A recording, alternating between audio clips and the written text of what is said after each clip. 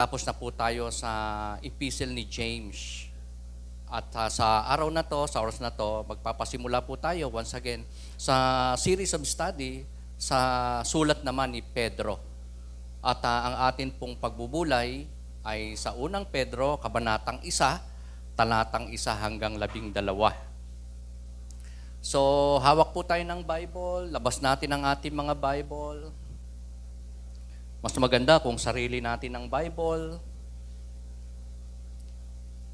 upang masulatan natin at pwede nating markahan ng mga ituturo ng Panginoon sa ating mga buhay today.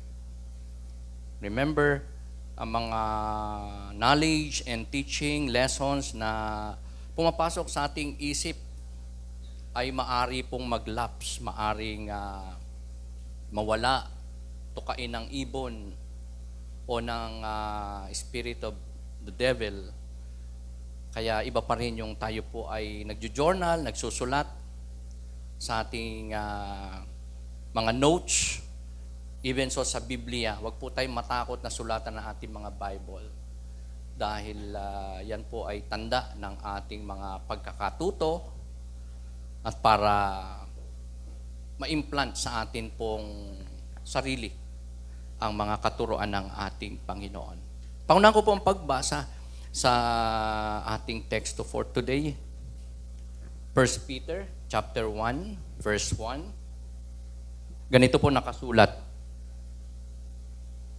Mula kay Pedro, isang apostol ni Jesucristo, sa mga hinirang ng Diyos na nakikipamayan sa mga lalawigan ng Ponto, Galacia, Cappadocia, Asia at Bithynia. Kayo'y pinili ng Diyos Ama ayon sa kanyang layunin sa mulat-mula pa at pinabanal ng Espiritu Santo upang maging masunurin kay Jesucristo at nilinis na sa pamamagitan ng kanyang dugo. Sumagana nawa sa inyo ang kagandaang loob at kapayapaan. Talatang 3.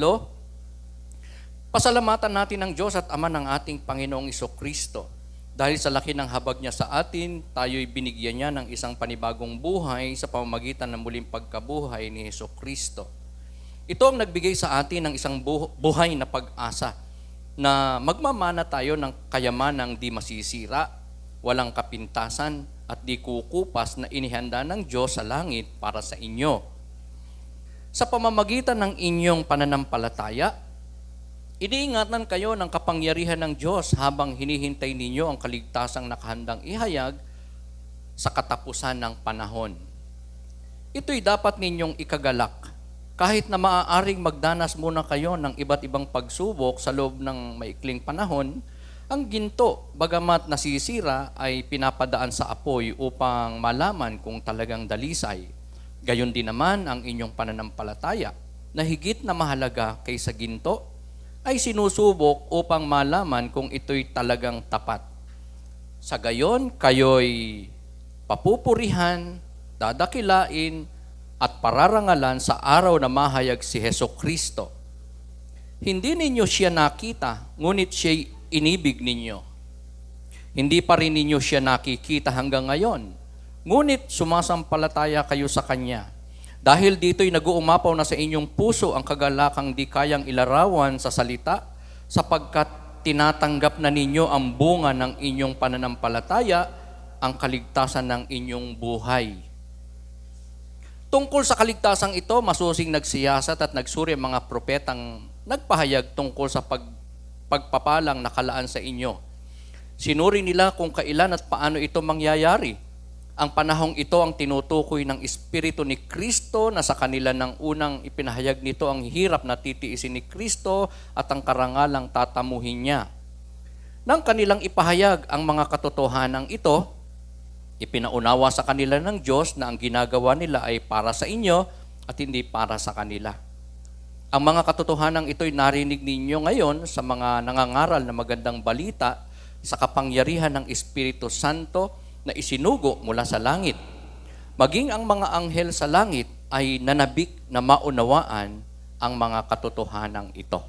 Ang mga salitang ito na ating binasa at napakinggan ay mga mapagpalang salita ng ating Panginoon.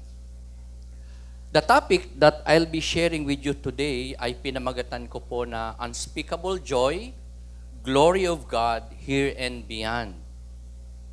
Ano ba yung glory of God sa atin pong topic today? Ang glory of God ay sinasabing totality and sum of all that God is and does.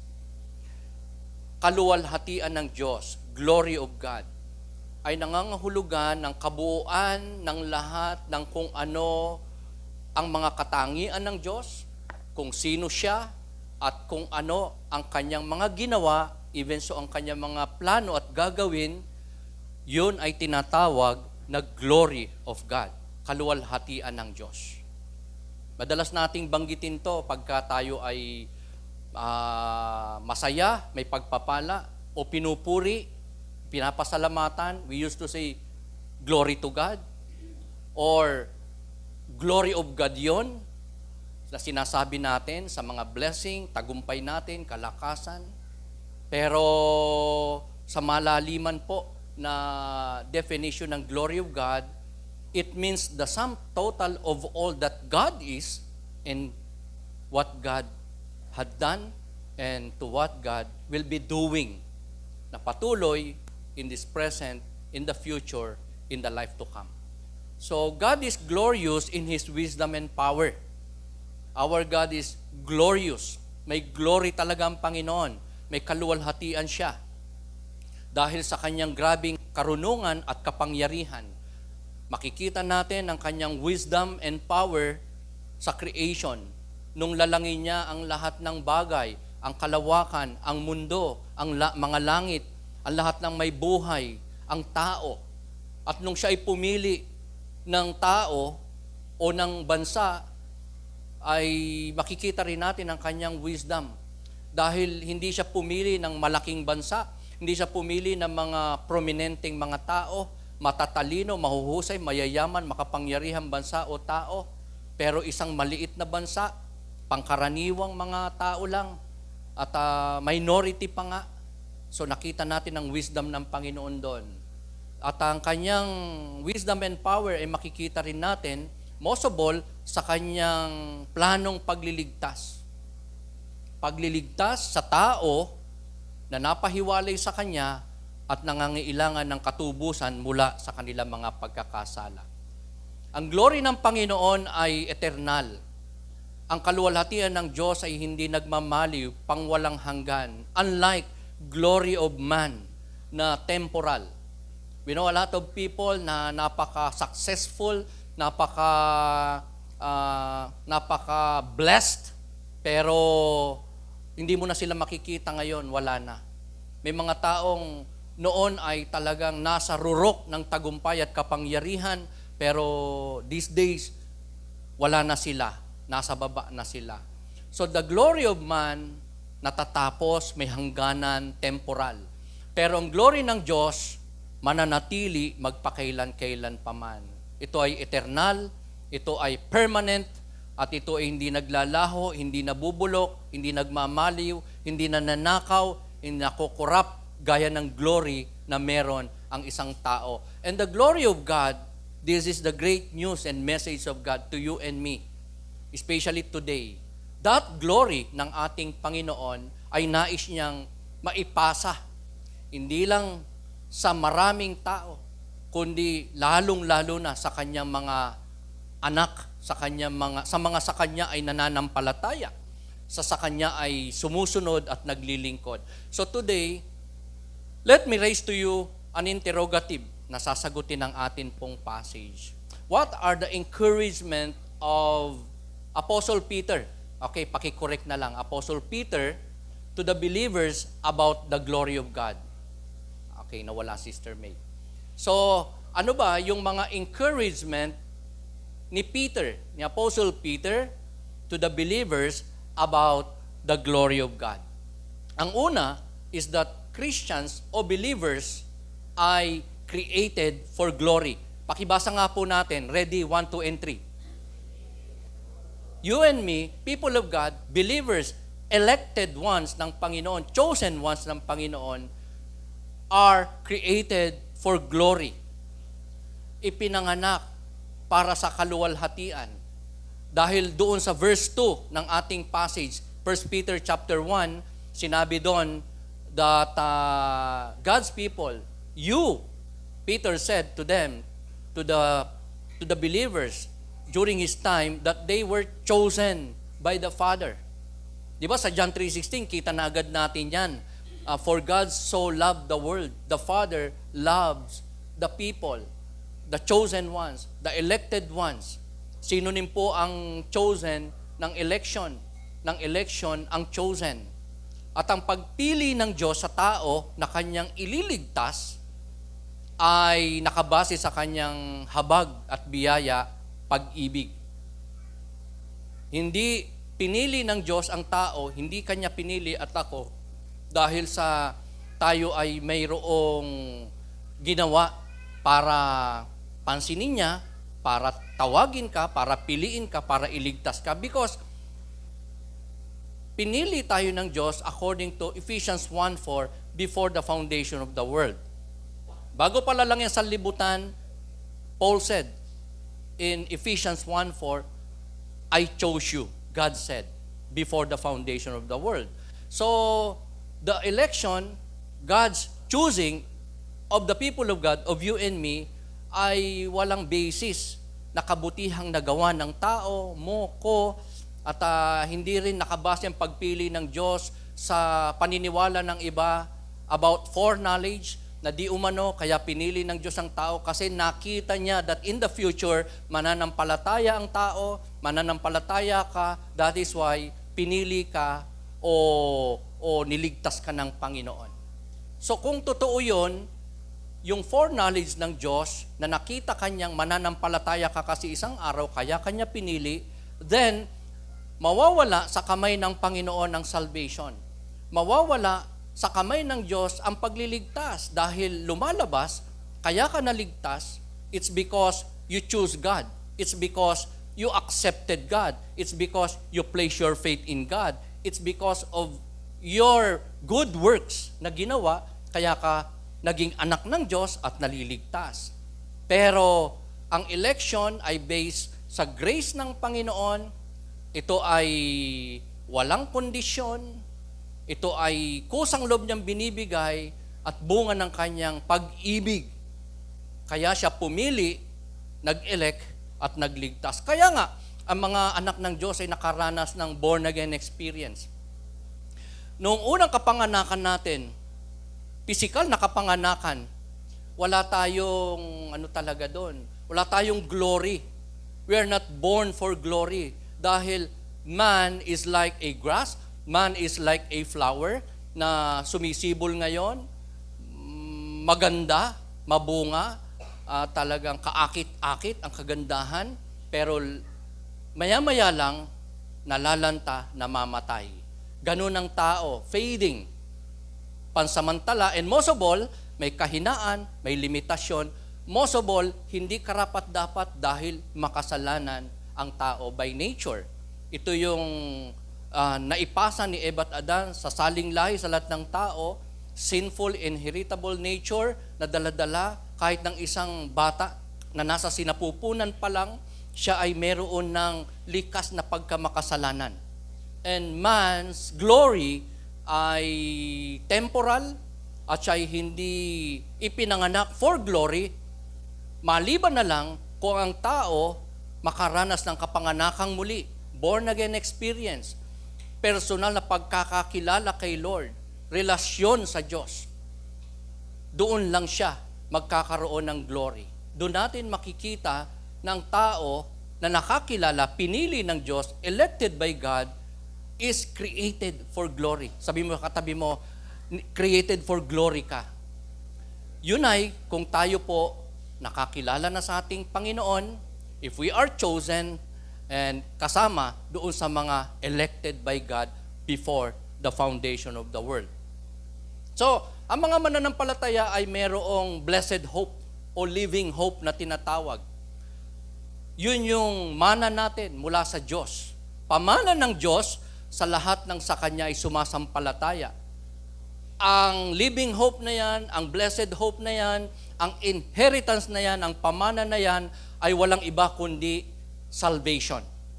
Kaligtasan ng kaluluwa sa pamamagitan ng pananampalataya kay Kristo bilang Panginoon at tagapagligtas. Ang kaligtasan na yan ay hindi nabubulok, hindi nananakaw, hindi nawawala, hindi maiiwan, mananatiling sayo hanggang wakas. Yan ay eternal. Ang kaligtasan na ipinangako ng Diyos sa lahat ng kanyang pinili, sa lahat ng sa kanya ay totoong nanampalataya, kumikilala, ay mayroong buhay na walang hanggan sa pamagitan ng pananampalataya kay Kristo. Salvation, kaligtasan ng kaluluwa. So yan po yung una na encouragement ni Apostol Pedro na kanyang na-discover at kanyang sineshare sa mga mananampalataya. At ayon sa kanya, nais ma-share ng Panginoon sa lahat ng sa kanya ay sumasampalataya. Glory, created for glory, ang mga mananampalataya. Ang pangalawa na encouragement ni Peter about the glory of God sa buhay ng mga mananampalataya is that Christians or believers, chosen or elected ones, ay preserved for glory. Pakisabi mo nga, preserved. Ikaw ay, parang may preservative, ano? Okay. Ikaw ay kept by God for glory. Ikaw ay iniingatan. Ikaw ay ginagwardyahan. Ikaw ay nakapreserba para sa kaluwalhatian. Ang kaluwalhatian ng Diyos ay kung sino siya, kung ano ang kanyang katangian at kung ano ang kanyang ginagawa. At ang isa pang kaluwalhatian ng Diyos, gusto niyang ma-impart sa iyo, sa mga mananampalataya, and that is for you to be glorified, for you to be saved. Magkaroon ka ng kaluwalhatiang nagmumula sa Diyos. And you as a believer, a Christian, dahil pinili ka ng Diyos, elected by God ka, so you are preserved for glory. Kasi sa verse 5, if I may read sa English, ganito po yung nakasulat. Who through faith are shielded. Pakisabi nga po natin, shielded by God's power until the coming of the salvation that is ready to be revealed in the last time. So, ang mga chosen, elected, believers, Christians, mananampalataya ng Panginoong Isokristo, tunay na mananampalataya ni Kristo, tunay na mga anak ng Diyos, ay preserved, shielded, guarded ng by God's power. Until kailan? Until the end of the days, until the end of the world, until Jesus Christ returns. Can we say amen? Sabi mo sa katabi mo, gwardyado ka. Hindi lang ng asawa mo, hindi lang ng jowa mo, hindi lang ng security guard kung saan tayo nagtatrabaho, o kaya ay ng sino mang nagbabantay sa atin, kundi lalong-lalo na ng atin pong Panginoon, kapangyarihan ng ating Panginoon. So, we are constantly being guarded by God. Meron nga tayong tinatawag na guardian angel. Meron tayong Holy Spirit nasa ating puso at buhay. Diyos kasama natin at hindi tayo iiwanan at makakasama natin hanggang wakas. Mag-iingat sa atin, magpapala sa atin. Mag-iingat sa atin, magbabantay sa atin para Para i-secure ang ating entry sa langit. Remember? Jesus said, nung nasa lupa siya, babalik na ako sa Ama upang maipaghanda ko kayo ng mansyon, ng matitirahan doon. At muli akong babalik. So sa kanyang pagbabalik, ipagsasama niya ang kanyang mga anak. Kung buhay pa tayo noon. So, meron tayo na assurance na makakapasok tayo, makakarating tayo safe and sound sa langit. Amen? That travel ay so secure, guaranteed, at 101% magaganap sa buhay ng mga mananampalataya. So lumalabas talaga that in this world, in this life, tayo ay pansamantala lang. Tayo ay naglalakbay lang. Tayo ay travelers lang. Tayo ay sojourners lang. Tayo ay pilgrims lang. Tayo ay nakikipamayan lang. Dahil meron tayong totoong citizenship, meron tayong totoong bansa, lugar, kaharian o buhay, and that is heaven. Can we say amen? Sabi mo sa katabi mo, alien ka talaga. Okay. Alien ba? Alien. Amen. O, talagang tayo ay kasi pansamantala lang po dito. 'Di ba? Meron talaga tayong destiny. Meron talaga tayong banal na tahanan at yan ay ang bosom, kaharian at kung saan naroon ang ating Panginoon. Beyond the blues. And we are guarded for that glory, mga kapatid. Walang kapangyarihan, puwersa, at anumang influence o anumang kaganapan in this life na pwedeng dumiskaril sa plano na yan ng Diyos. Na tayo ay maluwalhati, time comes, kasama niya, magpasawalang hanggan, because that glory ay prepared. That glory ay kept. That glory ay nakapreserve sa atin. Tayo mismo, mga anak ng Diyos, ay preserbado. Nakapreserve. Guardyado ng Diyos. Wow, grabe yun . Sa basketball, di ba? Sa lahat ng mga basketballero, kagaya ko. Pero, sorry, hindi nyo ako kasing husay. Di ba? Sa basketball, pag binantayan ka ng dalawa, ang gwardiya mo dalawa, ipasa mo na. Malamang sa malamang, maaagawan ka ng bola. Di ba? Pag na-double team ka. Lalo na pag tatlo gumwardya sa'yo. Di ba? Talaga namang malayo, palapit pa lang yung pangalawang gwardiya, pangatlo. Ipasa mo na talaga. Delikado ka. And tayo po, to take note mga kapatid, gwardyado ng ating Panginoon. So how secured we are. Amen? Not just in this life, but to the glory that awaits every believer ng Panginoon. Pangako ng Diyos na pagluwalhati, kaluwalhatian ng Diyos isi-share sa bawat isa at kaluwalhati ang mapapasa atin not just in the life to come, even so in this life. Because we are guarded by glory. May isang compositor nakakompose na isang song at isang bahagi ng kanyang song ay ganito po nakasulat. Ito ang lyrics. Who can mind the journey when the road leads home? Nangangahulugan lang to mga kapatid na sa paglalakbay ng isang tao, kahit pa napakahirap nung daan, kahit napakalayo nung pupuntahan, kahit na may mga sagabal, hadlang, mababaliwala yun. Kapag ang patutunguhan, ang pupuntahan, lubhang napaka-importante. Di ba sa mga manliligaw, ganyan? Di ba? Nabaliwala natin yung layo. Are you with me? Nabaliwala natin yung gastos. Nabaliwala natin yung dadaanan mong squatter area na ang daming manginginom, may mga siga, may mga maton, may mga, di ba, masasamang loob. Talagang may sibat pa ngang nakaharang, pero ika nga ng matatanda, na-overcome ang maraming sitwasyon. Dahil sa gusto mong puntahan na lugar, puntahan na tao, di ba? Talagang mamamasahe ka ng malaki. Talagang bibitawan mo ang kaabalahan mo at gagawin mo ang lahat. Kahit gaano ka-imposible.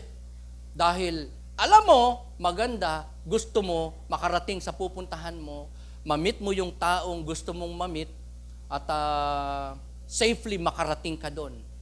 Victoriously makarating ka doon. So babaliwalain mo ang anumang mga difficulties. Same is true sa ating buhay in this life. If suffering today means glory tomorrow, then suffering becomes a blessing to us. So, sabi nga ni James, di ba? Consider it pure joy, my dear brothers, if you face various kinds of troubles or trials. So talagang sa buhay natin dito sa mundo, kahit mga anak tayo ng Diyos, kahit naglilingkod tayo sa Diyos, makakaranas pa rin tayo ng trials and suffering. Lalo na kapag tayo nagkamali, nagrebelde, may na-disobey na kalooban ng Diyos, nagkasala, for sure, we will suffer. We will experience discipline. Amen? Pero kung tayo na may obedient, hindi rin tayo exempted. Di ba? Si Paul nga naglingkod lang naman kay Lord. Pero, di ba, siya ay hindi lang hinagupit. Siya ipinakulong. In fact, pinatay pa nga siya. Just like the Lord. Di ba? So holy. And naparito lang naman para ialay ang kanyang buhay sa krus para mabayaran ang kasalanan ng sanlibutan. Pero ano bang ginawa sa kanya ng tao? Really, Jesus Christ did suffered a lot. In doing the will of the Father, in serving God, the Father. So tayo po, in this life, so be it, kung tayo ay makaranas ng iba't ibang pagsubok o mabibigat na pagsubok, as long na tayo po ay nakatingin sa atin pong destiny, sa ating finish line, sa Panginoon, sa langit. So, whatever happens, ano man ay permit ng Diyos, okay, it's so important na wag natin tignan nyo na parang end of the road at wala na tayong pag-asa sa mga hinahangad natin, gusto nating marating in life, especially ang kalooban, ang langit, ang bosom, at ang sovereign will ng ating Panginoon sa ating mga buhay. Because suffering today means glory tomorrow. Kaya nga, in this life na meron tayo, it's so important na we're willing to suffer, we're willing to sacrifice, we're willing to na tayo ay ma-oppose, ma-persecute, lalo na pag naglilingkod tayo sa Diyos. Hindi kasi palaging pag ang ginagawa mabuti, nagsishare ka lang naman, hindi ka na mapipintasan. So, pwedeng tayo po, as we do the will of God, as we share the word of God, as we walk in God's way, maaari po tayo na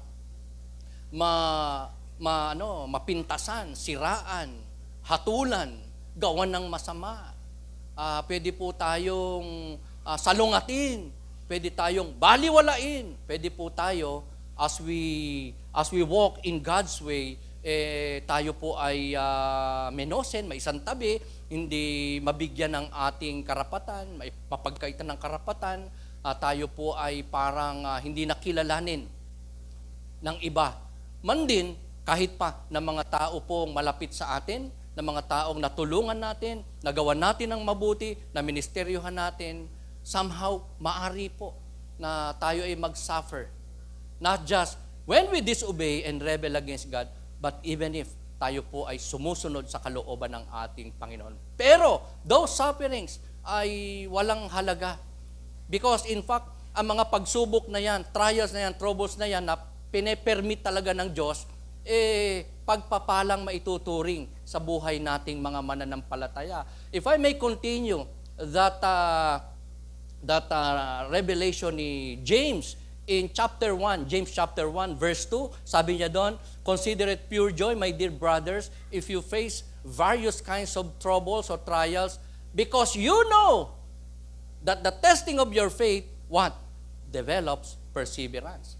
So ang suffering pala, ang trials, ang trouble na pine-permit ng Diyos sa ating buhay, bunga man ng ating pagkakasala, lalong-lalo na kung bunga ng ating paglilingkod sa ating Panginoon, pagsunod sa ating Panginoon, ay para sa ating ikabubuti. Testing of faith na nagre-resulta saan? Kalakasan, kabanalan, pagiging matagumpay sa tukso, sa kasalanan. At ito ay pagpapalang maituturing sa atin po mga buhay dahil tatatag tayo, magiging mas malapit tayo kay Lord, magiging dependent tayo. At sa panahon mga trials and sufferings, dyan po natin nag-glorify ang Diyos when we are able to obey God in our trying and difficult na situation pinermit ng atin pong Panginoon. So the non-elect, the Christians, the believers, ay meron ding glory. The non-elect, the unbelievers, the unsaved people, yung hindi pinili ng Diyos, meron din silang glory. Kaya nga, as you look around, may mga taong hindi naman Christian. Ang sama-sama pa nga. Pero, mas blessed ang kalagay sa buhay kesa sa atin. Huwag kang maiinggit. Amen? Dahil ang sabi ng Panginoon, yung glory nila na yan, dito lang. Wala na silang glory na matatanggap mula sa Diyos, glory na pangwalang hanggan. Ang glory na meron ang mga non-elect, unsaved, unbelievers, hindi napili ng Diyos para iligtas at maging anak ay pansamantala lang. Nagfe-fade, nakukurap, nananakaw, nagmamaliw, naglalaho, nag-glory. Pero, ang glory na mga kay Kristo, tunay na nanampalataya, sa Diyos sumusunod at naglilingkod, ay pangwalang hanggan.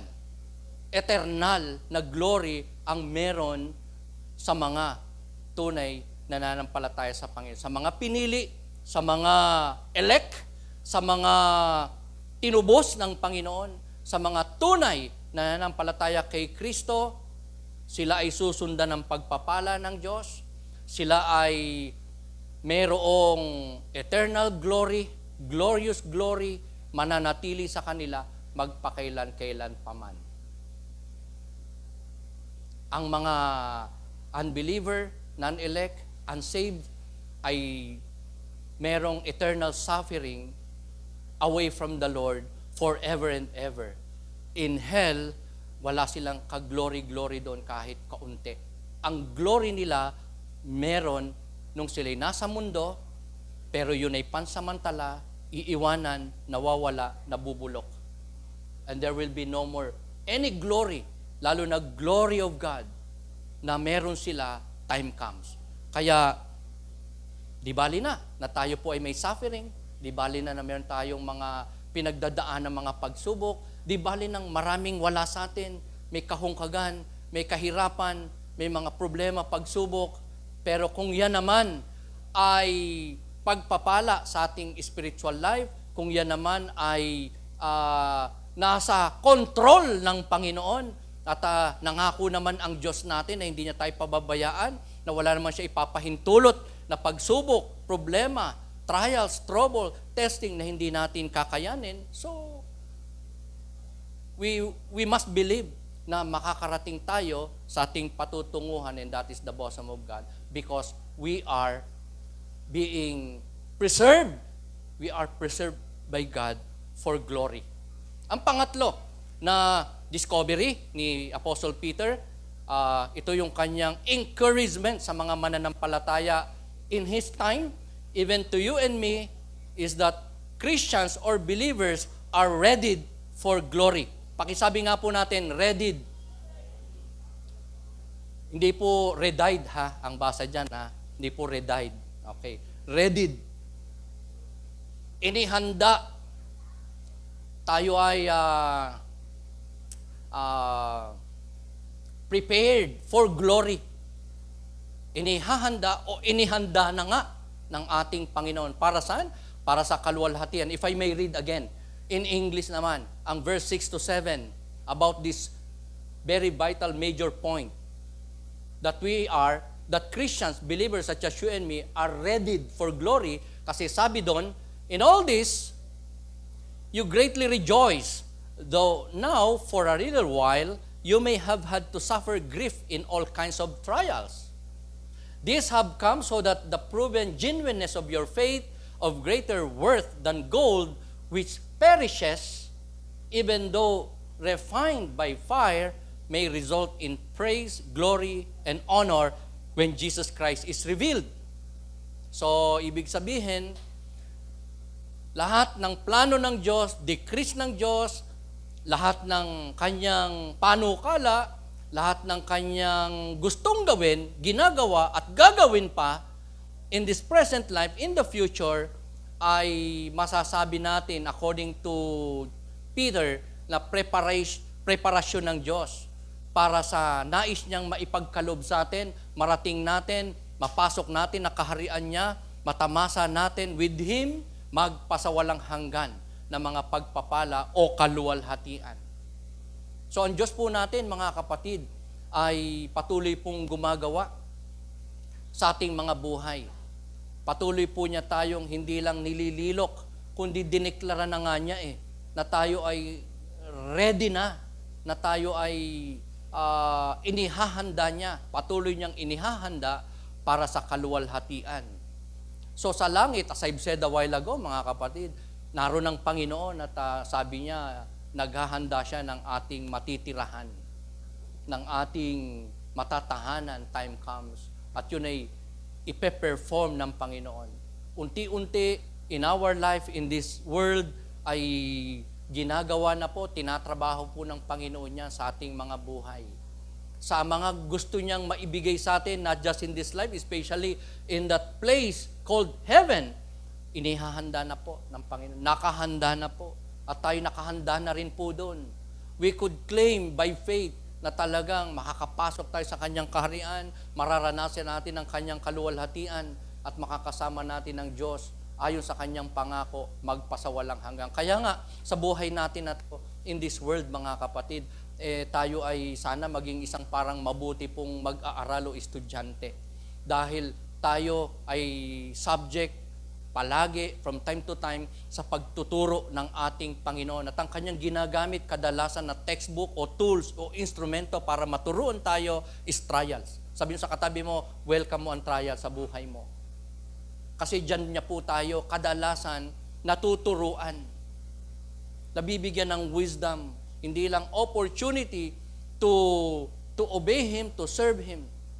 So on the contrary, pag may trials, dyan din ang isang napakalaking tendency for us to rebel, for us to disobey God. Kaya sana palagi nating makita na ang trials ay blessing sa ating buhay at ito'y magre-result ng ating pagtatag, paglago, pagiging malapit sa Diyos, mapanalanginin, most of all, pagiging masunurin sa ating Panginoon when we have trials and sufferings in life. At sa mga trials, pagsubok, sufferings, difficulties, dyan tayo natututo. Are you with me? We learn our lessons through trials. Tayo lumalago, tumatatag, tumatalino. Tayo ay lumalago, mga kapatid. And most of all, when we have trials, natututo tayo dyan. The next time around, kung tayo man ay bumagsak sa isang pagsubok, kung tayo man ay nagkamali ng approach sa isang suffering o difficult situation natin, dyan tayo natututo so that the other time around, alam na natin ang ating gagawin, dahilan yan para tayo makaiwas sa mga kasalanan, tukso at pagsubok ng buhay na mali nating na-handle in the past. So trials are truly blessing sa atin pong mga buhay. God's tool or textbook of God in the school of our experience with the Lord in this life. Na tayo po, mga kapatid, ay patuloy tinuturuan, minomold, tinetrain ng ating Panginoon para saan? Para sa hinaharap. Para sa ating life after death. So sa buhay na ito, aside from natututo na tayo, nagkakaroon tayo ng wisdom, enabling, and pattern sa ating buhay para malaman natin ang tama, maiwasan natin ang mali, maiwasan natin ang kasalanan, tayo maging victorious, paghahanda rin ng Panginoon ang trials of life sa atin para sa future ministry natin, time comes, sa bosom ng ating Panginoon. Kaya nga, yung ating buhay dito, mga kapatid, na may kaakibat ng mga pagsubok, nalililok tayo niyan para maging kawangis tayo ng ating Panginoon. All the more. Dahil dyan tayo nagiging dalisay. Kinumpara nga tayo sa ginto, di ba? Na pagka nadadarang sa apoy, lalong nagiging pure. Nawawala yung dross. Amen? Kaya tayo po, mga kapatid, ay blessed na pinapahintulutan ng Diyos makaranas ng mga trials, sufferings, para tayo ay matuto, para tayo dumalisay, para tayo ay makabigay ng glory sa Panginoon, and most of all, maihanda niya tayo sa ating pagpasok sa kanyang glory, sa kanyang kaharian, time comes. Tayo ay equipped na, nalilok na, preparado na, at handang-handa na. Kaya nga, ito pong ginagawa natin, sa gawain ng Panginoon every Sunday, every midweek, when we worship God, when we praise the Lord, when we raise our hands, when we sing songs, when we commit to God, obeying His will sa ating buhay, are but preparations of God sa ating ministeryo doon sa langit. Sino po sa atin ang nabe-bless pagka tayo'y nakakaawit sa ating Panginoon, nakakatugtog, tayo nakakasamba, kahit sa ating bahay o kahit saan o sa lugar na to, when we are gathered, parang malayo pa ang linggo, talagang excited na tayo sa linggo. Dahil ang sarap ng feeling. Excited tayo dahil makakapasok tayo kasamang mananampalataya sa presensya ng Diyos. Magagawa natin ang kalooban ng Diyos. Makakaulayaw natin ng Diyos in spirit as we sing, as we listen to the Word of God. We feel blessed. We are happy. We are at peace. Ang saya-sayang pakiramdam. Are you with me? Meron ba tayong ganyang karanasan? How much more pag nasa langit ka na? Walang kahulilip na kaligayahan, kapayapaan, kasaganaan, kagalakan, katagumpayan ang mararanasan mo. Kaya nga, everything that we experience and learn from the school of trials o experiences natin with God, from God, are but preparation ng Diyos sa atin in our future ministry in heaven, in eternity. So, kaya nga maganda dito pa lang, sanayin natin ating sarili na umattend ng praise and worship. Kasi sa langit, yan ang ating magiging ginda, trabaho, ministeryo, magpuri sa Panginoon. Sabi mo sa katabi mo, pasanay ka kay Lord. Di ba? Kung dito, hindi mo maitayo, tarang, gano'n lang tayo magpuri. Taas mo! Kahit na hindi tayo nakapagpahid ng roll-on, okay lang. Di ba? Sa langit, talagang magpupuri ka at kakanta ka sa Panginoon. Kaya dito, kanta ka kahit sintonado. Amen? Para kay Lord naman yun. Amen? Ayan. Ang sumamba, magpuri, dakilain ng Diyos, are but preparation of God for our ministry in eternity. So trials are not just God's discipline, it is also preparation for spiritual growth and sin prevention. So sana ang pagsubok, wag nating i-cast away, wag nating isyan, wag nating i-detest, wag nating maliitin, wag nating menosin. Although painful yan, although nakakaranas tayo ng heaviness because of trials, difficulties, sufferings, problems, although nakakairita yan, hindi yan na komportable mapagdaanan. Pero yan ay paraan ng Diyos para tayo ay lumago spiritually, mamoldihan ng ating Panginoon at magawa natin ang kalooban niya at mag-glorify siya because we overcome sin in our context, in our situation, in our sufferings, in our difficulties. At lalo naman, pagka ang trials natin ay bunga ng ating pagsuway sa Diyos, pagre-rebelde sa Diyos, pagiging pabaya sa ating duty towards our God, sa Kanyang mga panukala, sa Kanyang mga inaasahan sa atin. Kung tayo ay nanlamig, nanghina, deliberately nagkukumit ng pagkakasala, hindi lumalakad sa daan ng Panginoon, hindi tayo nagde-devotion, hindi tayo nagpe-pray, hindi tayo dumadalo regularly, hindi tayo nag-offering sa ating Panginoon, kung hindi po tayo religiously, consistently na tumatalima at nagpapasakop at nagsasubmit ng lahat-lahat sa ating buhay sa Panginoon, that in every area of our lives, we are committed na ang magawa natin ang kalooban ng Diyos, maluwalhati natin ng Diyos, lagi at tuwina. So, possibly, mga kapatid, didisiplinahin tayo ng Panginoon. Kaya no wonder, magiging mailap ang pagpapala, magiging sakitin ka, magiging weak ka, magiging unfruitful ka, magiging disobedient ka, magiging lax ka, mawawalan ka ng glory, mawawalan ka talaga ng gana na maglingkod sa ating Panginoon. Because of our rebellion, shortcomings, disobedience, and ang ating unfaithfulness sa Panginoon.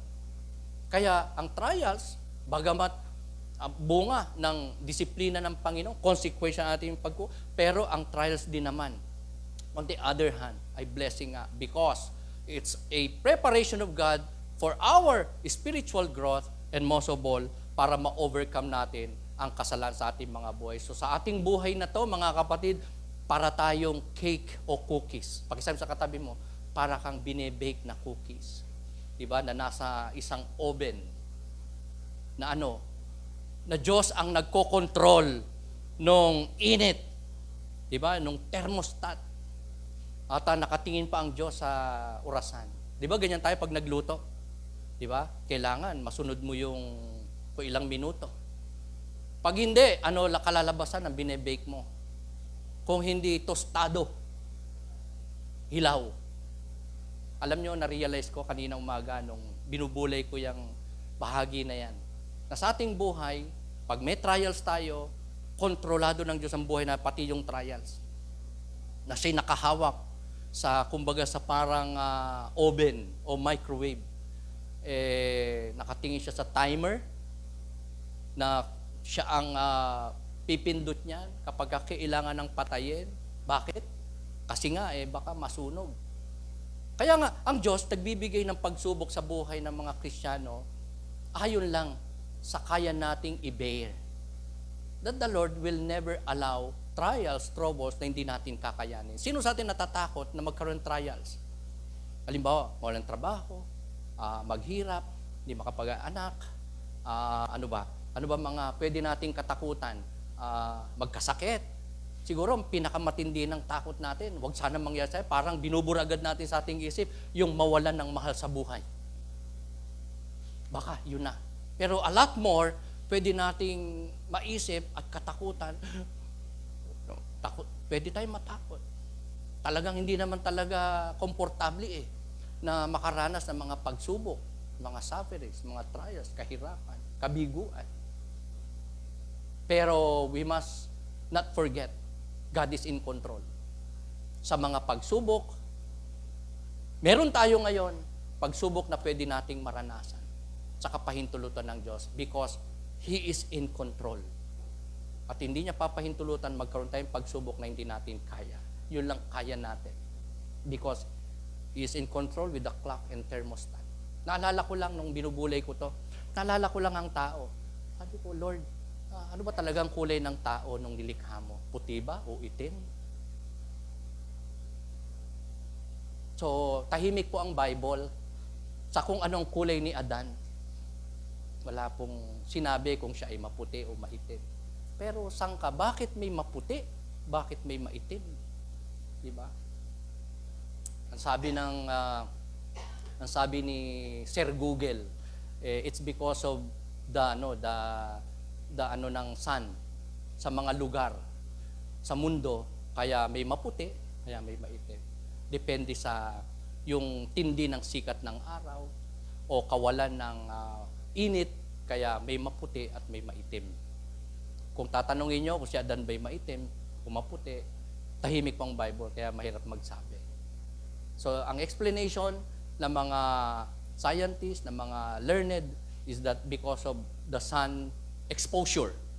Kaya nga mga kapatid, can you imagine mga kapatid, kung tayo yung nasa loob ng microwave, tapos nalibang ang Diyos, sa oras, tapos bumitaw, ano mangyayari? Kung hindi sunog, ilado, di ba? Ano ba yung ilado? Hilaw, no? Ano mangyayari?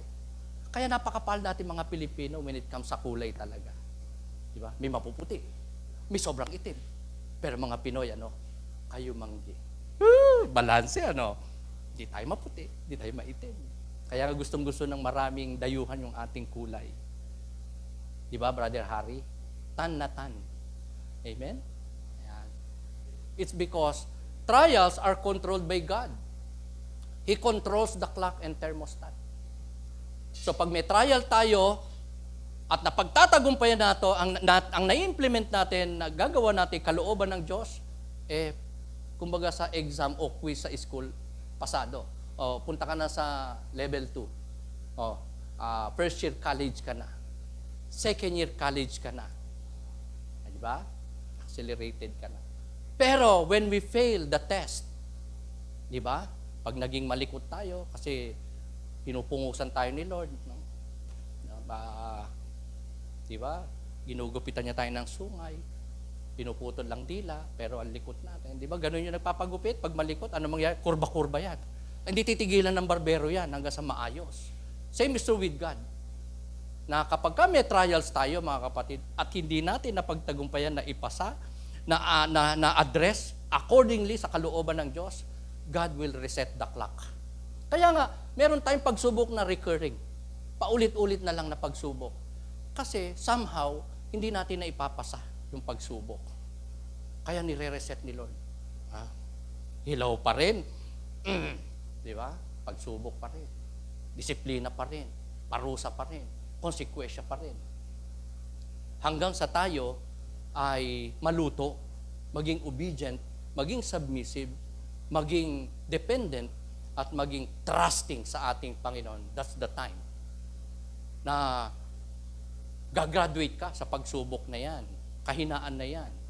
At somehow, ibang testing naman, ibang trials naman, kung saan makakakuha na naman tayo ng kalakasan, katatagan, katagumpayan, makakabigay tayo ng glory of God through trials, sufferings, difficulties, problems, at mga pagsubok na ipe-permit ng Diyos sa ating mga buhay. Tayo po ay kinumpara ng Biblia ng Diyos sa ginto, mga kapatid. Di ba? Na kapag nadadarang sa apoy ng mga pagsubok, testing, trials, ay lalong nagiging matingkad ang uri, nagiging mas dalisay, nagiging mas banal, nagiging mas matuwid, nagiging mas maayos sa harapan ng ating Panginoon. So goldsmith, ano ba ibig sabihin ng goldsmith? Yung mga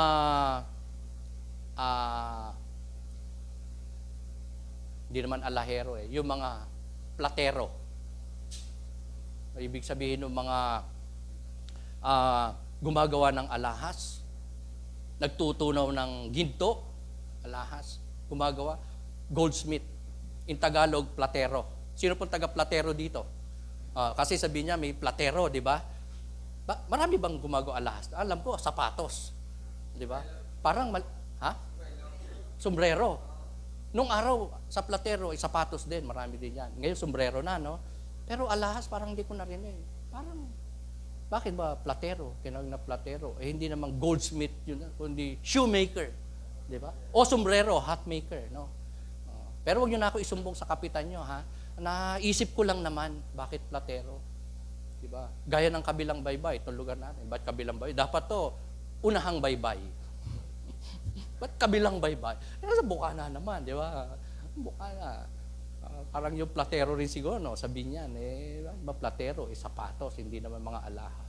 Pero the point na gusto ko i-share sa inyo is that ang mga platero, mga gumagawa alahas, nagtuto ng ginto, talagang tinutunaw nila yan. Sa harap ko ay lambes ko na nakita yung ginto na tinunaw. Talagang yung timbang kanina na 1 gram, pag tinunaw talaga, nawawalan ka. Ewan ko, di ba?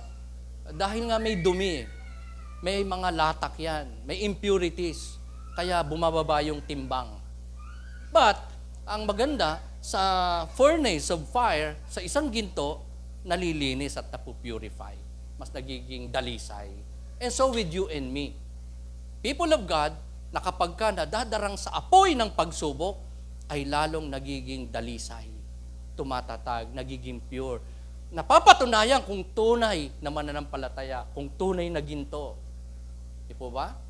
So God keeps us in suffering until we reflect the glory and beauty of God. Ganyan po ang mga goldsmith.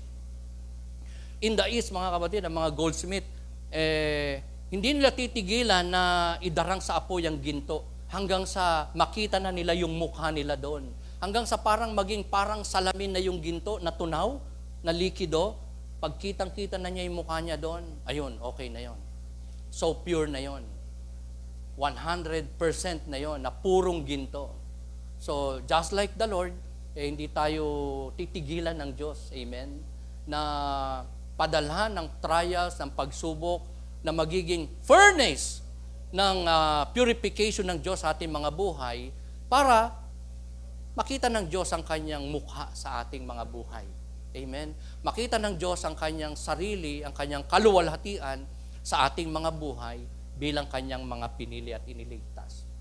Yung mga assayer, alam nyo ba ang assayer? Ito yung mga mangingilatis. Hindi yung magulang na kinikilatis yung nanliligaw sa anak, ha? O kaya yung pakakasalan ng anak. Assayer, mangingilatis.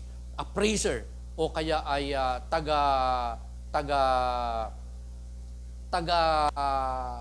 hula ng halaga ng price ng ginto o kaya ng uri ng ginto, assayer po ang tawag.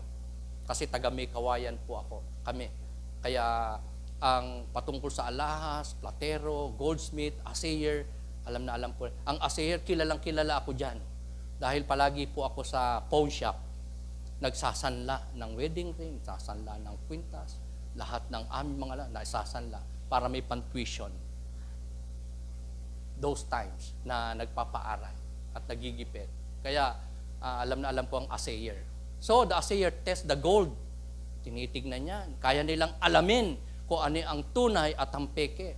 Kung magkano ang halaga ng alahas mo o ng ginto mo. At lalong-lalo kung ano ang uri niyan. Kung 10K ba, 21K ba, kung 14K lang ba, alam nila. So trials of life test our faith to prove its sincerity. Kaya ang ating mga pinagdadaan ng pagsubok, mga kapatid, diyan natin makikita ang ating sarili. Kung tayo ba ay mature, kung tayo ba ay nakalakad sa daan ng Panginoon, kung tayo ba nagkamali ng approach sa trials, sa problema, sa sufferings, kung tayo ba ay kaya nagsasuffer because we rebel against God, we disobey God, kaya tayo dinidisiplin, pinapanis, chinachastise ng ating Panginoon. So with trials, ito ay testing ng ating buhay, ng ating ng ating espiritu. Kung tayo ba ay totoong anak ng Diyos, kung tayo ba ay tunay na sumusunod sa Kanya, kung tayo ba ay tunay na tapat sa ating Panginoon. So, ang recap ng ating topic for today, sino po ang nakakaalala? Mahirap alalahanin dahil wala po tayo acrostic dyan. Unspeakable joy. Ito po yung aking nabuo sa ating passage na title o topic, unspeakable joy. Hindi maipaliwanag. Walang katapat na salita. Ang kagalakan na meron ka, ang mananampalataya, sa kaluwalhatian ng Diyos. Sa kaluwalhatian ng Diyos, sa glory of God, na sa'yo ay inilaan ng Diyos, hindi ka pa pinapanganak, may inilaan ng Diyos na glory para sa iyo. Ephesians 1:4. Before the foundation of the world, I chose you, God said. Sa kaluwalhatian ng Diyos, na Kanyang pinreserba para sa iyo. Unspeakable joy yan, mga kapatid. Not just in the life to come, sa bosom ng Panginoon, even in this life. Ang glory of God ay isang unspeakable joy. Kaya nga 'di ba pagka tayo blessed, tayo ay nasa presence ni Lord, tayo ay spiritually strong, mature, victorious. 'Di ba? Hindi natin ma-explain yung kagalakan na 'yon. Are you with me? Naranasan ba natin 'yan from time to time? Unspeakable joy. Minsan iiyak ka na lang sa pagpapasalamat, pagpupuri, sa gratefulness sa Panginoon. Unspeakable joy, minsan walang katapat na salita yung ating mararanasan na glory o kaluwalhatian ng Diyos. Not just in the life to come, even so in this life na narito tayo sa mundo pa, mga kapatid.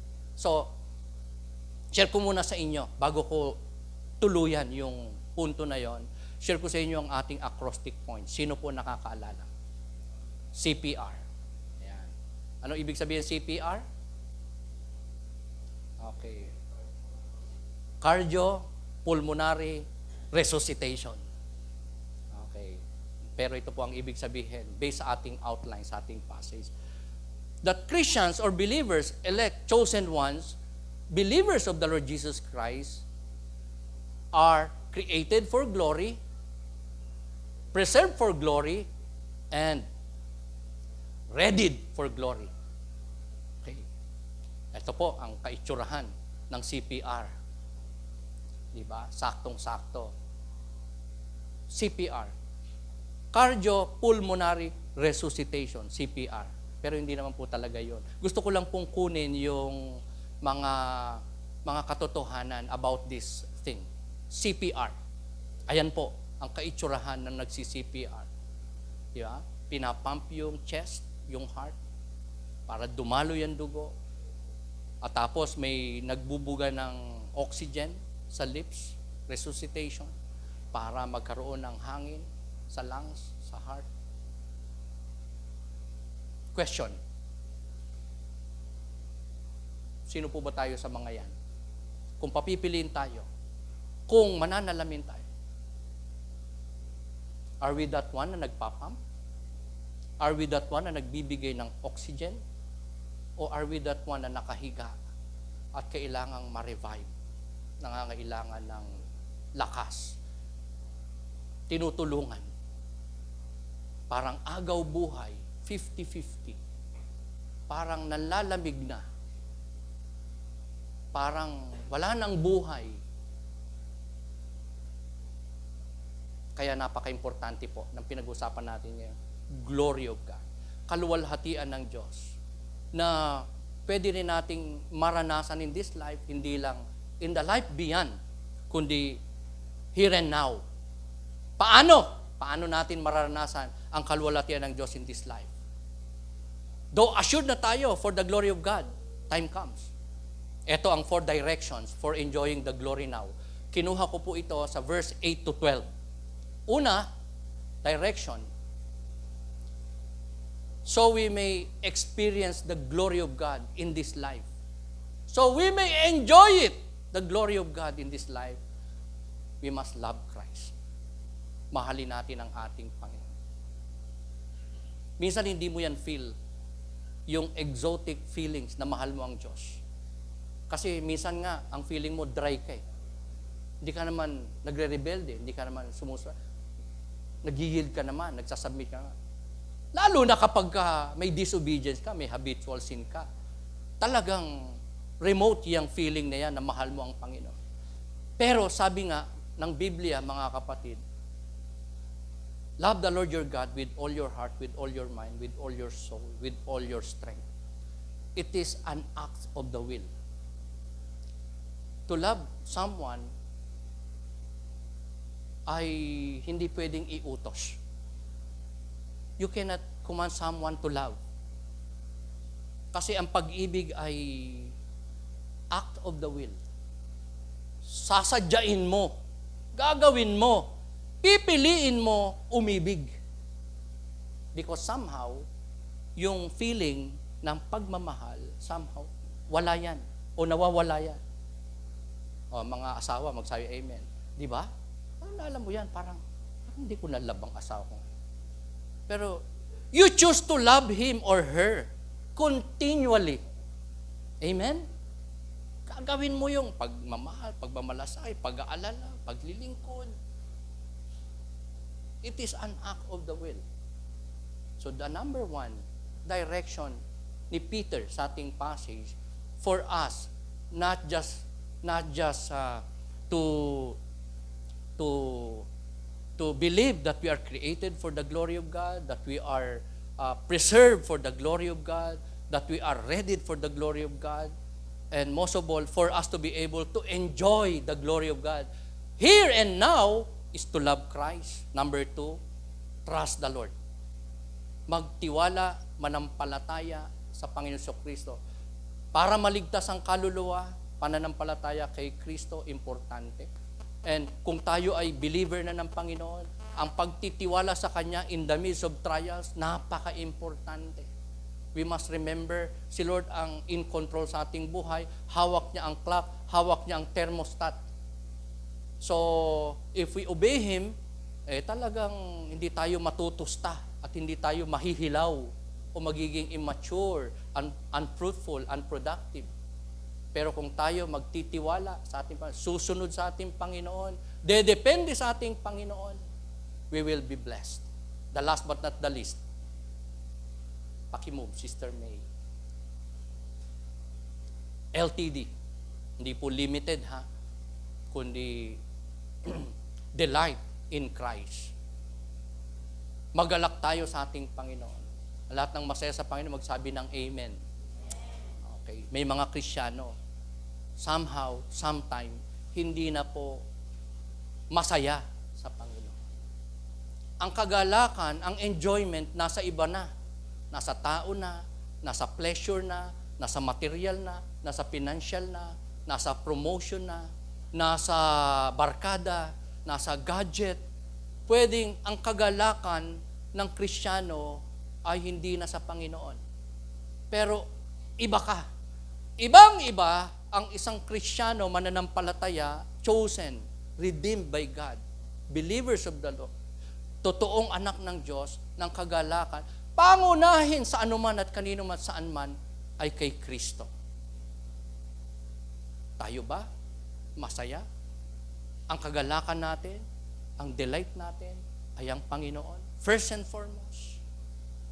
So ito ang daan para tayo mag-enjoy sa glory ng Panginoon sa ating buhay. By the way, mga kapatid, malimit nating nababanggit yung glory of God kapag tayo po'y napupuri o nagtatagumpay, we give God the glory. We used to say that word, glory to God, glory of God. O kaya, we used to say, pag kami plano tayo, di ba? For the glory of God, by the glory of God. Pero the question is, kailan ba natin pinasalamatan ng Diyos sa kanyang kaluwalhatian?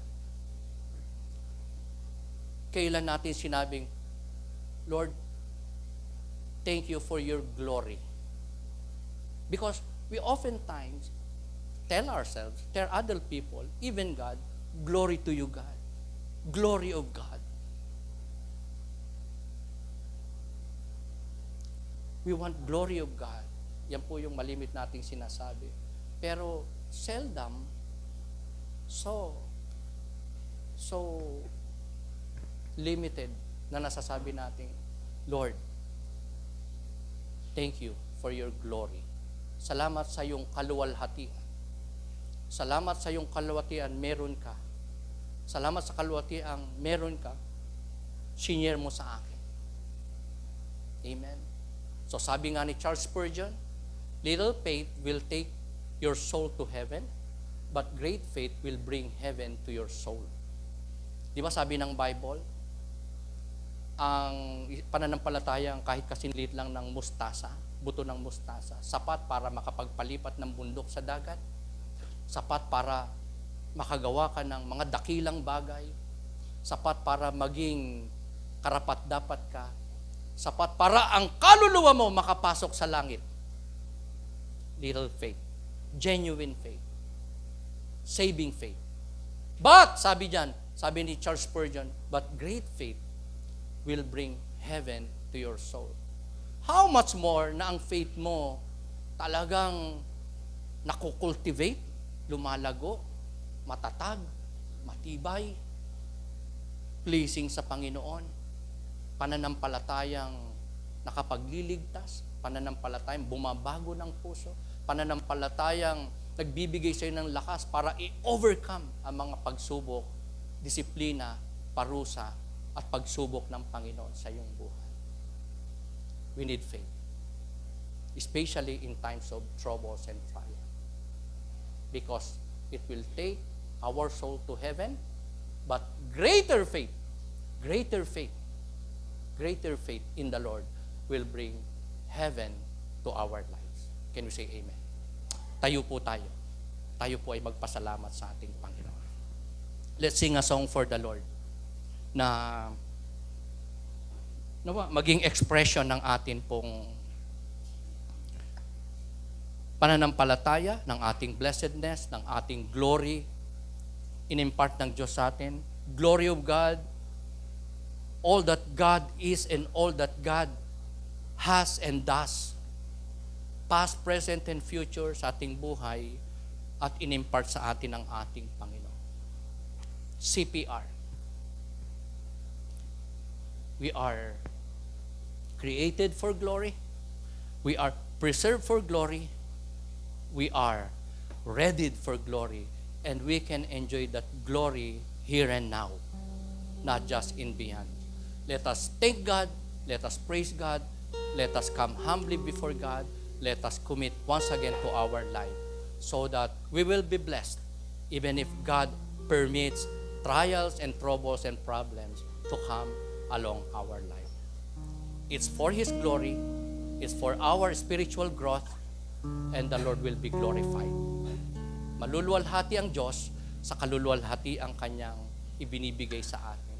Ipinapamana sa atin, lalong-lalo na ang buhay na walang hanggan. Kaloob ng Diyos sa atin na mga sa Kanya nananampalataya, pinili, tinawag, binago, nakaran sa kapanganakang muli by the Spirit of God, by the love of the Father, by the sacrifice of the Lord Jesus Christ on the cross. Tayo po ay naluwalhati at nakatanggap ng kaluwalhatian nagmumula sa ating dakilang Diyos, ating Ama, Panginoon at Tagapagligtas. Let's sing for the Lord and let's bless the Lord sa ating mga buhay. This is our prayer in Jesus' name. Amen.